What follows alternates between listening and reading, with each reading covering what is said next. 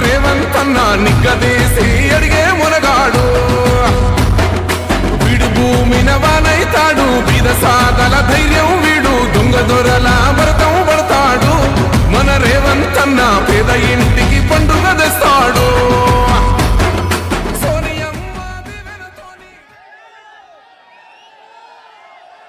మిత్రులారా ఈరోజు వైఎస్ షర్మిల గారి నాయకత్వంలో విశాఖపట్నంలో ఏర్పాటు చేసిన న్యాయ సాధన సభ విశాఖ ఉక్కు ఆంధ్రుల హక్కు అని వేలాదిగా మీరు తరలి వచ్చి రాజశేఖర రెడ్డి గారి అభిమానులుగా మీ ఉక్కు కర్మాగారాన్ని ఆనాడు త్యాగాల పునాదుల మీద సాధించుకున్న మీరు ఇవాళ విశాఖ ఉక్కును కాపాడుకోవాలని ఒక కార్యక్రమాన్ని ఏర్పాటు చేస్తే ఈ కార్యక్రమంలో పెద్దలు రఘువీరారెడ్డి గారు CWC member doctor YS Rajasekhara Reddy గారి ఆత్మ అడుగడుగున ఆయనను వెన్నంటి నిలబడ్డ డాక్టర్ కేవీపీ రామచంద్రరావు గారు అదేవిధంగా కేంద్ర మంత్రివర్యులు పల్లం రాజు గారు అదేవిధంగా సిపిఐ నాయకులు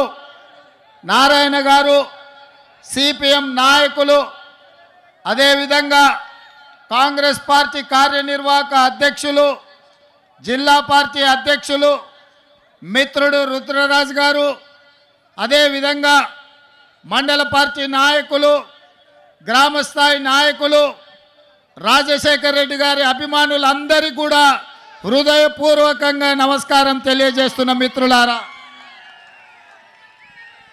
మిత్రులారా ఈరోజు వైఎస్ షర్మిల గారి నాయకత్వంలో ఈ సభను చూస్తుంటే నాకు విశాఖపట్నంలో ఉన్నట్టు లేదు హైదరాబాదు నగరంలో తెలంగాణలో నేను నా కార్యకర్తలతో ఏర్పాటు చేసిన సభ ఎంత విజయవంతం అవుతుందో వేలాది మంది వచ్చి అండగా నిలబడతారో ఇవాళ ఇక్కడ చూస్తుంటే నాకు హైదరాబాదు నగరంలో కాంగ్రెస్ పార్టీ సభను ఏర్పాటు చేసినట్టుగా ఉంది వాస్తవంగా నేను ఈ సభకు రావాలనుకున్నప్పుడు కొంతమంది మిత్రులు అన్నారు అక్కడ కాంగ్రెస్ పార్టీ లేదు కదా మీరెళ్ళి సభ వైఫల్యం చెందితే మనకు చెడ్డ పేరు వస్తుంది కదా అని అంటే నేను ఒక మాట చెప్పిన వాళ్లకు వైఎస్ఆర్ బిడ్డ వైఎస్ఆర్ ఆశయ సాధన కోసం విశాఖ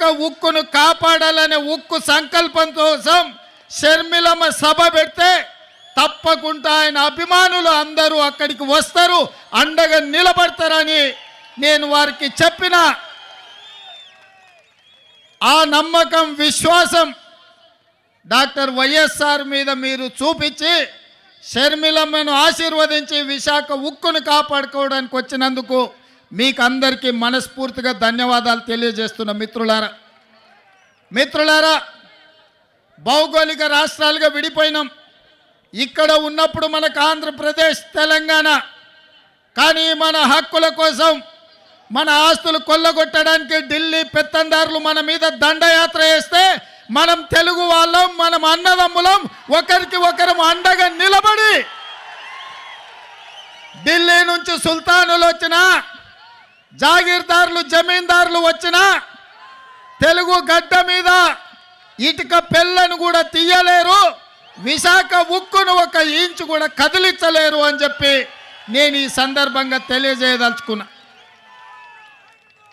ఆనాడు కురుక్షేత్రం జరిగేటప్పుడు కౌరవులు పాండవులు వేరు వేరు వాళ్ళ మధ్యలో సమస్యలు వచ్చినప్పుడు పోరాటం వేరు కానీ వాళ్ళ మీదికి ఎవరైనా దండెత్తుతే వాళ్ళు 105 అయి అందరూ కలిసికట్టుగా నిలబడి వాళ్ళ ప్రాంత ప్రజల్ని వాళ్ళ హక్కులను కాపాడుకోవడానికి కొట్లాడేవాళ్ళు ఇవాళ కూడా మిత్రులారా చాలామందికి అనుమానాలు ఉండొచ్చు అపోహలు ఉండొచ్చు వైఎస్ఆర్ వారసులు ఎవరు అని నేను ఇవాళ ఒక్క మాట చెప్పదలుచుకున్న మిత్రులారా వైఎస్ఆర్ సంకల్పాన్ని నిలబెట్టేటోళ్ళే వైఎస్ఆర్ వారసులు అవుతారు తప్ప వైఎస్ఆర్ ఆశయాలకు వ్యతిరేకంగా వైఎస్ఆర్ గారి యొక్క ఆఖరి కోరికకు వ్యతిరేకంగా మాట్లాడే వాళ్ళు ఏ రకంగా వైఎస్ఆర్ వారసులు అవుతారో మీరు ఒక్కసారి ఆలోచన చెయ్యండి. ఇవాళ ఆంధ్రప్రదేశ్లో ఇక్కడున్న పరిస్థితులు, ఇక్కడి రాజకీయాలను కాంగ్రెస్ పార్టీ తెలంగాణ శాఖ అధ్యక్షుడిగా, తెలంగాణ రాష్ట్ర ముఖ్యమంత్రిగా కొన్ని సంవత్సరాల నుంచి నిశితంగా గమనిస్తున్నా. ఈ ప్రాంతానికి ఇక్కడ పాలించే నాయకులుగా మేము కావాలనుకుంటున్నారు. కానీ ప్రశ్నించే గొంతులు ఎవరి ప్రాంతంలో లేరు. ఎందుకంటే ప్రశ్నించే గొంతులు ఉన్నప్పుడే పాలకులు మన మాట వింటారు. ఢిల్లీలో ఉన్న మోడీ ఇవాళ ఈ ప్రాంతం మీద ఆధిపత్యం చెలాయించాలనుకుంటున్నాడంటే ఈ ప్రాంతం నుంచి మోడీని ప్రశ్నించే వాళ్ళు లేకపోవడం వల్లనే ఇవాళ మీ హక్కుల గురించి ఎవరు మాట్లాడతలేరు. 10 ఏళ్ళైనా మీ పోలవరం పూర్తి కాలే. 10 ఏళ్ళైనా ఆంధ్రప్రదేశ్కు రాజధాని ఎక్కడంటే ఎక్కడుందో చెప్పలేని పరిస్థితి ఇవాళ ఆంధ్రప్రదేశ్కు దాపురించింది. ఇవాళ ఈ ప్రాంతంలో ఈ ఆంధ్రప్రదేశ్ యొక్క ఆత్మగౌరవాన్ని ఢిల్లీలో తాకట్టు పెట్టిండ్రు. ఆనాడు ఈ తెలుగు రాజకీయాల నుంచి, ఈ తెలుగు నేల నుంచి నీలం సంజీవారెడ్డి గారు కావచ్చు, పివి నరసింహారావు గారు కావచ్చు, ఆ తర్వాతి తరంలో మనకు ఎన్టీఆర్ కావచ్చు, డాక్టర్ వైఎస్ఆర్ కావచ్చు, ఆ తర్వాత జైపాల్ రెడ్డి గారు కావచ్చు, వెంకయ్య నాయుడు గారు కావచ్చు, ఈ ప్రాంతం నుంచి తెలుగు రాష్ట్రాల నుంచి తెలంగాణ ఆంధ్రప్రదేశ్ ప్రాంతాల నుంచి గల్లీ నుంచి ఢిల్లీ వరకు మన ఖ్యాతిని పెంచి ఈ ప్రాంత సమస్యల మీద కేంద్ర ప్రభుత్వాల నుంచి వాళ్ళు సాధించిన వాళ్ళు, దేశ రాజకీయాలను శాసించిన వాళ్ళు. నేను ఇవాళ అడుగుతున్న మిత్రులారా, అటు తెలంగాణ అయినా ఇటు ఆంధ్రప్రదేశ్ అయినా ఢిల్లీకి వెళ్ళి వంగి నమస్కారాలు పెట్టే నాయకులే ఉన్నారు తప్ప ఢిల్లీని అడిగి మనకు కావాల్సిన సాధించే నాయకత్వమే ఇవాళ లేదు. మీరు ఒక్కసారి ఆలోచన చేయండి. ఆనాడు 94లో డాక్టర్ కేవీపీ రామచంద్రరావు గారు సజీవ సాక్షి. కాంగ్రెస్ పార్టీకి 26 సీట్లు వచ్చి ఎన్టీఆర్ యొక్క ప్రభావంలో కాంగ్రెస్ పార్టీకి ప్రధాన ప్రతిపక్ష హోదా కూడా 94లో రాలే. అప్పుడు ఢిల్లీ ఆలోచన చేసింది, ఇక ఆనాటి ఉమ్మడి ఆంధ్రప్రదేశ్లో పార్టీ బ్రతకాలన్నా, కార్యకర్తలకు అండగా నిలబడాలంటే ఒకే ఒక్క నాయకుడు వైఎస్ఆర్ చేతికి పగ్గాలు అప్పచెప్తే తప్పకుండా కాంగ్రెస్ పార్టీ కార్యకర్తలకు అండగా నిలబడతారని ఆనాడు వైఎస్ఆర్ను ఆంధ్రప్రదేశ్ కాంగ్రెస్ పార్టీ అధ్యక్షుడిగా నియమించారు. 26 సీట్లతో మొదలైన ప్రయాణం 99లో 90 సీట్లకు వచ్చింది. అధ్యక్షుడిగా ఉన్న రాజశేఖర రెడ్డి గారు ప్రధాన ప్రతిపక్ష నాయకుడిగా మారిండు. ప్రధాన ప్రతిపక్ష నాయకుడిగా మారి ప్రజల తరఫున ప్రశ్నించే గొంతుకై ఆనాటి ప్రభుత్వాల మీద పోరాటం చేసి ప్రజల తరఫున నిలబడి చేవెళ్ళ నుంచి ఇచ్చాపురం వరకు ఎర్రటెండలో వారు పాదయాత్ర చేసి వారి కాళ్ళకు బొగ్గలై అవి పగిలిన ముక్కవోని దీక్షతో ఎర్రటెండల్లో 105 డిగ్రీల జ్వరం వచ్చిన ప్రజల కోసం పాదయాత్ర చేసిండు. రాజశేఖర రెడ్డి గారు ఆనాడు పాదయాత్ర చేసి ప్రజల కష్టాలు తెలుసుకొని దళితులు, గిరిజనులు, బలైన వర్గాల కోసం, ఆదివాసుల కోసం, అడవులలో ఉండే బిడ్డల కోసం, మహిళల కోసం, మైనారిటీల కోసం వాళ్ళ సమస్యలను అడిగి వాళ్ళ గుండె చప్పుడు విని 2004లో ఇందిరమ్మ రాజ్యం తెచ్చిండు. కాంగ్రెస్ను అధికారంలోకి తీసుకొచ్చిండు. 33 ఎంపీలను గెలిపించి కేంద్రంలో యూపీఏ ప్రభుత్వాన్ని ఏర్పాటు చేసిండు. ఆనాడు కేంద్రంలో ప్రభుత్వం ఏర్పడ్డదంటే ఆంధ్రప్రదేశ్లో అధికారంలోకి కాంగ్రెస్ వచ్చింది అంటే రాజశేఖర రెడ్డి గారు ముక్కవోని దీక్షతోటి ఆనాడు పోరాటం చేసిండు. ఆ పోరాటంలో కూడా కమ్యూనిస్టులు కలిసి వచ్చిండ్రు. సిపిఐ, సిపిఎం కూడా ఆనాడు డాక్టర్ వైఎస్ఆర్తో కలిసి పేద ప్రజల కోసం ఎర్ర జెండా ఎత్తిండ్రు. ఎర్ర జెండా కూడా ఆనాడు కాంగ్రెస్తో కలిసింది. ఆ విధంగా పాదయాత్ర చేసి ప్రజల యొక్క ఆలోచన తెలుసుకొని అందుకే రాజశేఖర రెడ్డి గారు రైతులకు మొట్టమొదటి సంతకం ఎల్బీ స్టేడియంలో అధికారంలోకి వచ్చిన రోజు ఉచిత కరెంటునిచ్చి రైతులను ఆదుకోవాలి, రైతుల మీద ఉన్న అక్రమ కేసులు తొలగించాలి, రైతుల మీద ఉన్న భారం ఏదైతే కరెంటు బిల్లులు ఉన్నాయో 1200 కోట్ల రూపాయలు ఒక్క కలం పోటుతోని రద్దు చేసి రైతులను ఆదుకున్నాడు. రైతులను వ్యవసాయం దండుగా కాదు వ్యవసాయం పండుగ అని ఆ ఉచిత కరెంటు ద్వారా వైఎస్ఆర్ మనకు నిరూపించిండు. అదేవిధంగా ఆరోగ్యం అందక సర్కారు దవాఖానకు పోతే అక్కడి నుంచి అక్కడనే శ్మశానానికి పోయే రోజులు. పేదలను ఆదుకోవాలంటే రాజీవ్ ఆరోగ్యశ్రీ ఉండాలి. పేదలకు 2 లక్షల రూపాయలతోని ఉచితంగా వైద్యాన్ని అందించి అపోలో యశోద లాంటి ఆసుపత్రులు పేదవాళ్ళు ఎన్నడూ చూడలే. కానీ వైఎస్ఆర్ గారు ముఖ్యమంత్రిగా రాజీవ్ ఆరోగ్యశ్రీ పథకం తీసుకొస్తే బాజాప్తా శ్రీమంతులతో పాటు అపోలో యశోద హాస్పిటల్లో రాజీవ్ ఆరోగ్యశ్రీ అమలు జరిగింది. ఇదే కాదు, పేదవాళ్ళ బిడ్డలు చదువుకోవాలి, శ్రీమంతుల పిల్లలే నారాయణ లేకపోతే చైతన్యంలో ప్రైవేటు కాలేజీల్లో చదువుకుంటుంటే పేదల బిడ్డలకు, బీసీలకు, బడుగులకు, బలైన వర్గాలకు విద్య దూరం అవుతుంటే రాజశేఖర రెడ్డి గారు ఆలోచన చేసిండ్రు.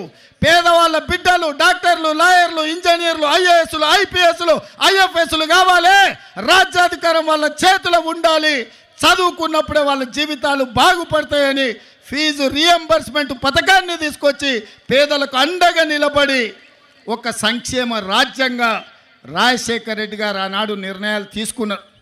ఆ తర్వాత కరువులు, కాటకాలు, కాలిపోతున్న మోటార్లు, పేలిపోతున్న ట్రాన్స్ఫార్మర్లు, రైతుల ఆత్మహత్యలు, చెట్లకు ఉరేసుకుంటుంటే నేతన్నలు, గీతన్నలు చచ్చిపోతుంటే ఈ బలైన వర్గాలను ఆదుకోవాలి, రైతులను బాగు చేయాలి అని జలయజ్ఞం తీసుకొచ్చింది డాక్టర్ వైఎస్ఆర్. జలయజ్ఞంలో భాగంగానే మీ పోలవరం ప్రాజెక్టుకు మొట్టమొదటి పునాది రాయబడ్డదన్న సంగతి ఇవాళ ఆంధ్రప్రదేశ్ ప్రజలకు నేను గుర్తు చేయదలుచుకున్నా.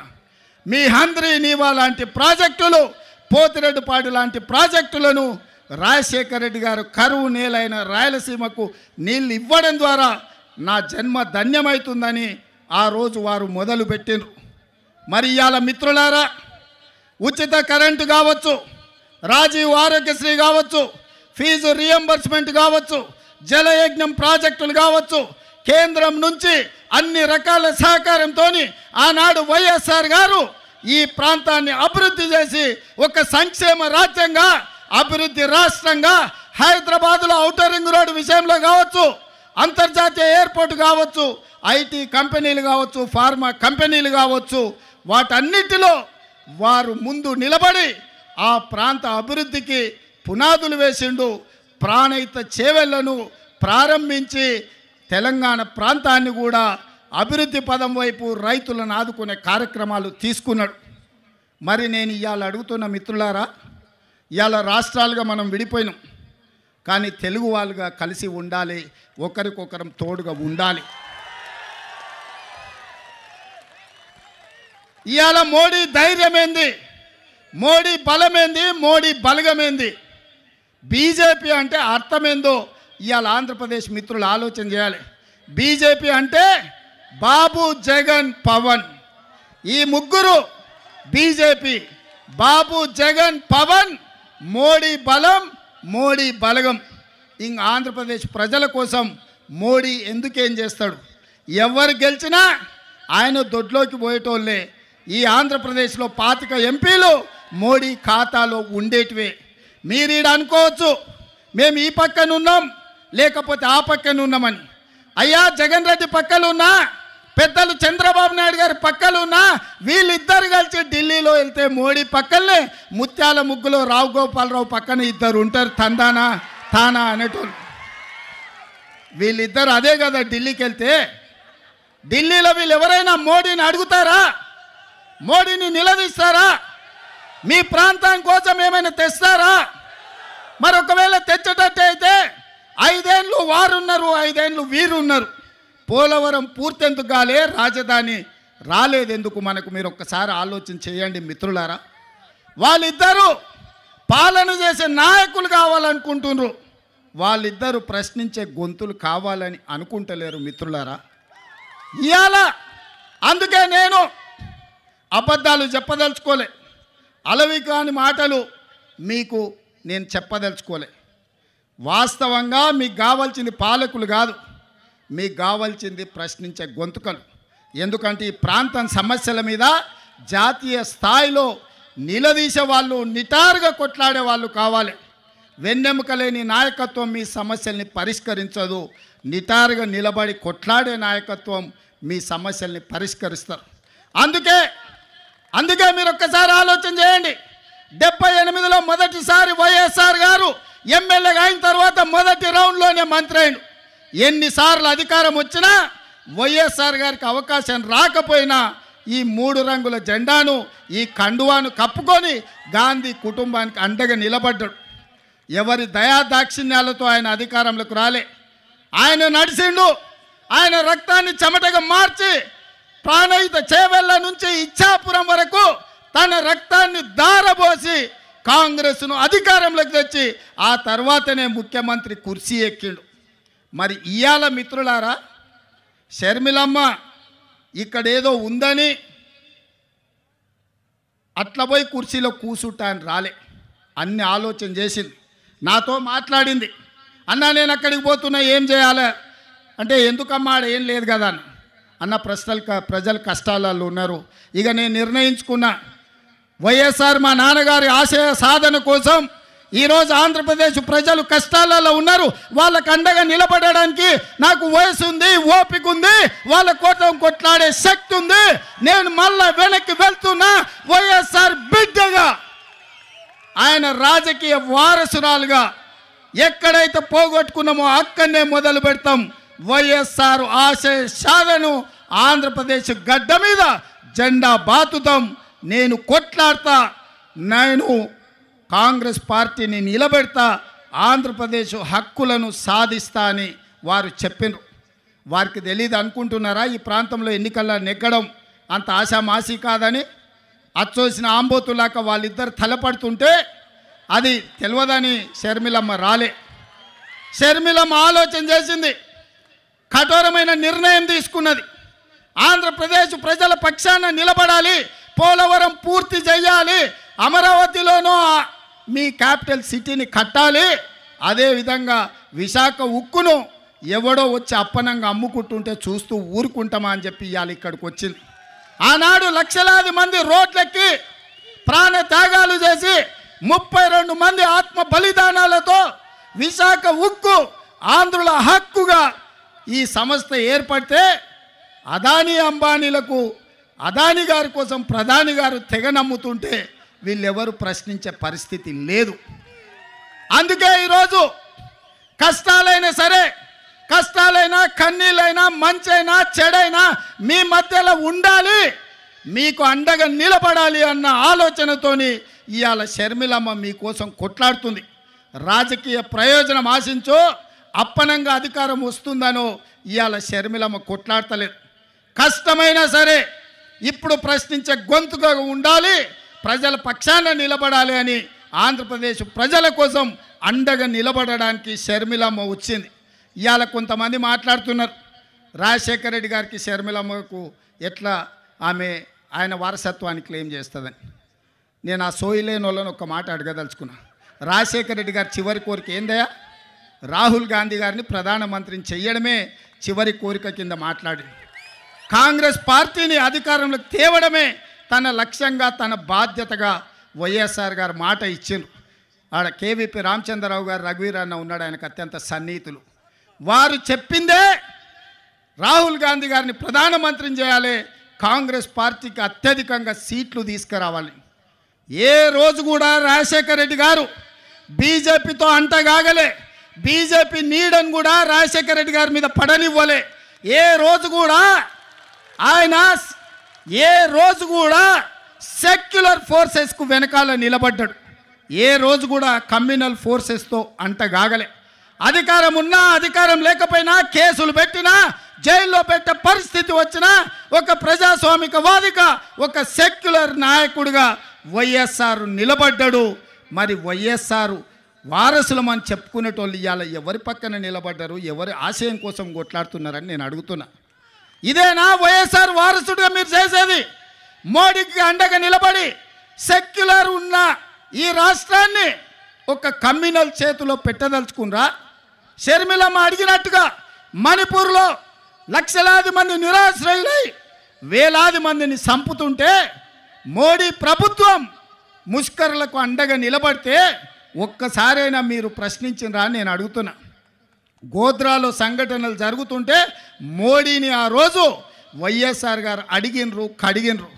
మరి ఆయన వారసులైతే మణిపూర్లో జరిగిన అరాచకం మీద మాట్లాడాలి కదా, ఎందుకు మాట్లాడలేదు మిత్రులారా? మీరా వైఎస్ఆర్ వారసులు? షర్మిలమ్మ పక్కన వైఎస్ఆర్ అని ఎట్లా పెట్టుకుంటుందని, వైఎస్ఆర్ అంటేనే వై షర్మిలారెడ్డి, ఆమె పేరే వైఎస్ఆర్. కొత్తగా వైఎస్ఆర్ పెట్టుకునేది ఏముందయ్యా? షర్మిలారెడ్డి అంటేనే వైఎస్ఆర్ అంటేనే షర్మిలమ్మ, అవతల షర్మిల అనాల్సిన పనే లేదు మిత్రులారా. వైఎస్ఆర్ అంటేనే షర్మిలమ్మ, నిజమైన వారసురాలు షర్మిలమ్మ.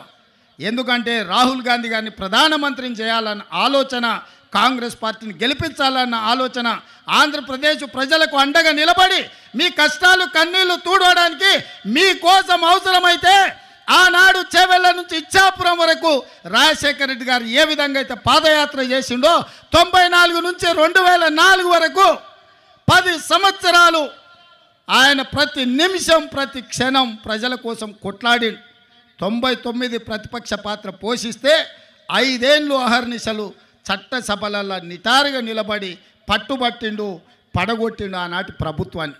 మరి ఇవాళ మిమ్మల్ని అడగదలుచుకుని వేదిక మీద నుంచి ఆంధ్రప్రదేశ్ ప్రజలు, మీరు విజ్ఞులు, తెలివి కల్లోలు, ప్రపంచంలోనే ఆంధ్రప్రదేశ్కు సంబంధించిన వాళ్ళు ఐటీ రంగాలలో, ఫార్మా రంగాలలో, ఐఏఎస్లలో, ఐపీఎస్లలో రాణించిన వాళ్ళు, ప్రపంచానికి ఒక దిక్సూచిగా మారిన వాళ్ళు ఈ ప్రాంతం నుంచి ఉన్నారు. ఇవాళ సింగపూర్ ఎట్లుంటుందో విశాఖపట్నం అట్లుంటుంది. ప్రపంచ దేశాలతోని పోటీ పడగలిగిన సత్తా మీకున్నది, ఆలోచన చేసే శక్తి ఉన్నది. మరి ఇవాళ మీ తరఫున కొట్లాడేటోళ్ళు ఉండాల్సిన అవసరం ఉందా లేదా ఆలోచన చేయండి. ఇవాళ మీరు ఆలోచన చేయండి. జగన్ అయినా, బాబు గారైనా, పవన్ కళ్యాణ్ అయినా మోడీని ఎదిరించి నిలబడే శక్తి వాళ్ళకు ఉన్నదా? మరి వాళ్ళకు లేనప్పుడు ప్రశ్నించే గొంతుగా షర్మిలమ్మ ఈ రాష్ట్రంలో కాంగ్రెస్ పార్టీకి అండగా నిలబడి మిమ్మల్ని అందరినీ మీ కష్టాలలో తోడుగా ఉండాలని వచ్చినప్పుడు ఆశీర్వదించాల్సిన అవసరం ఉందా లేదా మీరు ఆలోచన చెయ్యండి. ఇవాళ పాలించే నాయకులు కాదు, ప్రశ్నించే గొంతు కావాలి. మీ తరపున నిలబడి కొట్లాడే నాయకురాలు కావాలి. వైఎస్ఆర్ వారసు రావాలి. వైఎస్ఆర్ గారి ఆశయ సాధన కోసం పనిచేసే వాళ్ళు ఉండాలి అంటే షర్మిలమ్మకు అండగా మీరు నిలబడాలి. చట్టసభలలో కాంగ్రెస్ను మీరు గెలిపించాలి. నేను ఎక్కువ అడగడం లేదు. 25 ఎమ్మెల్యేలు, 5 ఎంపీలు ఇవ్వండి. మీ విశాఖ ఉక్కు 1 ఇంచు కదలకుండా కొట్లాడుతుంది. నిటారుగా నిలబడి ఎవరినైనా చొక్కబట్టి మీ హక్కుల కోసం షర్మిలమ్మ ప్రశ్నిస్తుంది. మీ నిధులు మీకు తీసుకొస్తుంది. మీ సంక్షేమం మీ ఇంటికి నడుచుకుంటూ వస్తుంది. చట్టసభలల్లో మీరు అవకాశం ఇవ్వండి. 25 ఎమ్మెల్యేలు, 5 ఎంపీలు షర్మిలమ్మకు ఇవ్వండి. ఎట్లా మీ సమస్యలు పరిష్కారం కావో, ఎట్లా మీ రాజధాని నిర్మాణం కాదో, ఎట్లా పోలవరం పూర్తి కాదో, ఎట్లా ఎవడన్నా వచ్చే విశాఖ ఉక్కును ఎట్లా కొల్లగొడతారో షర్మిలమ్మ చూసుకుంటుంది, కంచేసి కాపాడుకుంటుందని చెప్పి నేను సంపూర్ణంగా విశ్వసిస్తున్నా. ఇవాళ నిజమైన వైఎస్ఆర్ అభిమానులకు, కాంగ్రెస్ పార్టీ కార్యకర్తలకు, ఆంధ్రప్రదేశ్లో అనాథగా ఆలోచన చేస్తున్న ఇక్కడి యువకులకు ఈరోజు నిర్ణయం తీసుకోవాలి. మీరు అనుకోవచ్చు 2 వైపులా ఉద్దండులాగా ఉన్నారు, మనతోని ఏడవుతుందని. నేను ఒక్క మాట గుర్తు చేయదలుచుకున్నా. తెలంగాణలో కూడా గట్లే ఉండే. ఓ పక్కన మోడీ, ఇంకో పక్కన కేడీ. ఉప ఎన్నికలలో 3200 ఓట్లు వచ్చినాయి మాకు. ఆ ఎల్లు అన్నారు కాంగ్రెస్ పని అయిపోయింది, తట్టాబుట్ట జరుపుకున్నారు, యాడుంటుంది కాంగ్రెస్ ఖాళీ అయిపోయిందని. కానీ అధైర్యపడలే, నిలబడి కొట్లాడినాం. ఢిల్లీ మోడీ మీద, గల్లీలో ఉన్న కేడీ మీద నిటారుగా నిలబడి కొట్లాడి మోడీని ఓడించినాం, కేడీని పడగొట్టినాం. ప్రజలు విజ్ఞులు, ప్రజలు తెలివి కల్లోలు, ప్రజలు అవసరమైనప్పుడు అవసరమైన నిర్ణయం తీసుకుంటారు. 5 సీట్లు ఉన్న మమ్మల్ని 65 సీట్లు ఇచ్చి ఆశీర్వదించిందంటే ప్రజలు గొప్పోళ్ళు. ఇవాళ ఇక్కడ కాంగ్రెస్ లేదు అని అనుకుంటుండొచ్చు, కానీ ఈ సభను చూసిన తర్వాత నాకు సంపూర్ణమైన విశ్వాసం వచ్చింది. మా షర్మిలమ్మ ఆంధ్రప్రదేశ్కు ముఖ్యమంత్రి అయి తీరుతుంది. మీకు సంక్షేమ రాజ్యాన్ని, అభివృద్ధి రాష్ట్రాన్ని అందిస్తుంది. నేను తోడుగా ఉంటా. మీ పక్కనే ఉన్న ముఖ్యమంత్రిని, పార్టీ అధ్యక్షుని షర్మిలమ్మకు అండగా నిలబడతా. ఏం కావాలన్నా, ఏ రాత్రైనా, ఏ పగలైనా, ఏ సందర్భం వచ్చినా, ఏ కష్టం వచ్చినా నేను అండగా నిలబడతా. మీరు షర్మిలమ్మ నాయకత్వాన్ని బలపరచండి, షర్మిలమ్మ నాయకత్వాన్ని గెలిపించండి. షర్మిలమ్మ ఆంధ్రప్రదేశ్ ముఖ్యమంత్రిలో కూర్చునే వరకు తోడుగా నిలబడతా. నేను రెడీగా ఉన్నా తోడుగా ఉండడానికి. మీరు సిద్ధమా? సిద్ధమా? మీరు సిద్ధమా? సై సై సై సై సై సై అనేటోళ్ళందరూ సై పైకెత్తండి. జై కాంగ్రెస్, జై జై కాంగ్రెస్. ధన్యవాదాలు మిత్రులారా. మీరు గుండెల్లో పెట్టి చూసుకున్నందుకు, ఇంత పెద్ద ఎత్తున తరలొచ్చి, నాకు ఆలస్యమైన విమానాశ్రయం నుంచి సరాసరి మీ దగ్గరకు వచ్చిన, ఇంత ఓపికగా నిలబడి షర్మిలమ్మకు అండగా ఉండి, కేవీపీ రామచంద్రరావు గారు, రగన్న వాళ్ళ అనుభవాన్ని అంతా రంగరించి పల్లం రాజు గారు షర్మిలమ్మను బలపరుస్తూ చేయి పట్టుకొని నడిపిస్తారన్న సంపూర్ణమైన విశ్వాసం. మా మిత్రుడు రుద్రరాజు తన వ్యూహాన్ని, తన ఆలోచనను పెట్టుబడిగా పెట్టి కమ్యూనిస్టు సోదరులను కలుపుకొని ఆంధ్రప్రదేశ్ రాబోయే ఎన్నికల్లో ఒక మంచి ఫలితాలను తీసుకొస్తారని నమ్ముతున్నా. ఎన్నికల్లో కూడా మళ్ళీ తప్పకుండా వస్తా, మీకు అండగా నిలబడతా అని తెలియజేస్తూ మీ అందరి దగ్గర సెలవు తీసుకుంటున్న మిత్రులారా. జై కాంగ్రెస్.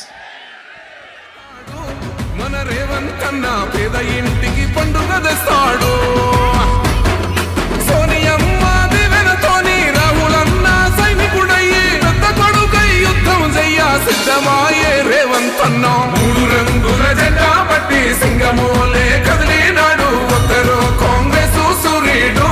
మన రేవంత్ అన్న నిగ్గదీసి అడిగే మొరగాడు.